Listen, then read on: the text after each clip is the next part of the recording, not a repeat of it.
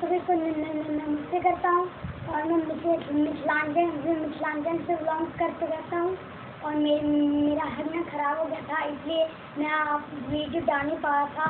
और मेरे पापा एक नया वाला ढोलक भी लेके आए हैं, तो मैं आपको ढोलक वाला भी वीडियो कल सुनाऊँगा सुबह सुबह।